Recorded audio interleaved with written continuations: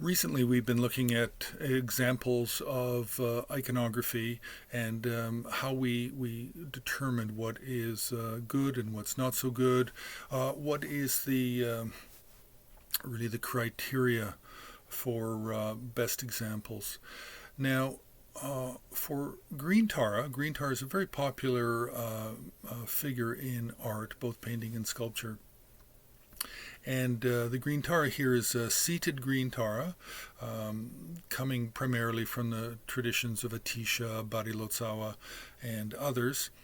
And Tara has a particular look which is fairly standard for most Tibetan traditions and Buddhist traditions coming out of India. So she has one face, two arms, in a seated posture, green in color, and she's also peaceful in appearance. So there's three key points to the iconography of Tara, and that is the tribhanga posture.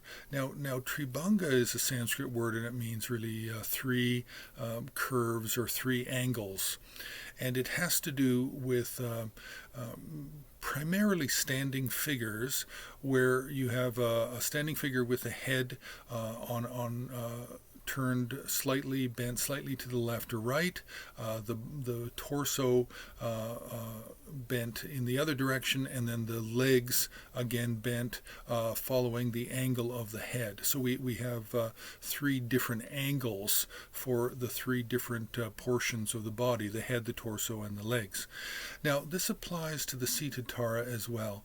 Now for the seated Tara, her head is bent or curved or slightly leaning to the right side. Then her torso is slightly leaning to the left side, while she has her right hand extended. Her right arm is extended, and this helps for the leaning of the body. The right hand is actually open. It doesn't have to be. It's open in a gesture of generosity, but it could also be in a fearlessness gesture. There's several gestures that the hand can be in, but they don't matter too much here. Now the left arm is held up towards the heart, and it's holding the stem of an utpala, a blue night lotus, in holding the stem between the thumb and the ring finger. And this posture, now with the tribhanga, we have the head tilted to the right, we have the body slightly angled to the left, but then we have the right leg extended. The right leg is extended downward, the left leg is drawn up. So it is this head, torso, and leg posture which really creates this tribhanga effect. Now the arms are important in terms of giving frame, shaping the overall appearance. The artists often will paint two utpala flowers, whereas the text will often say a single utpala flower. So this is not a big consideration, not a big concern.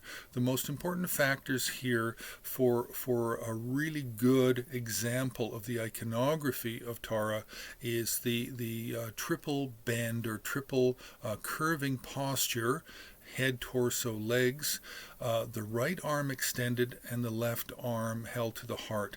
Now, occasionally, some artists will even have the palm of the right hand in an angle similar to the right leg, and they will have the palm, which is facing out, of the left hand at an angle similar to the body, to the torso, leaning slightly to the left or curving to the left. So there can be variations in these three key points. If you appreciate these videos, then press the like button. You can also share. You can also subscribe. Now, if you're interested in longer videos, if you're interested in more detailed information, images that are not yet published on Himalayan Art Resources, unpublished essays, then join HAR on Patreon.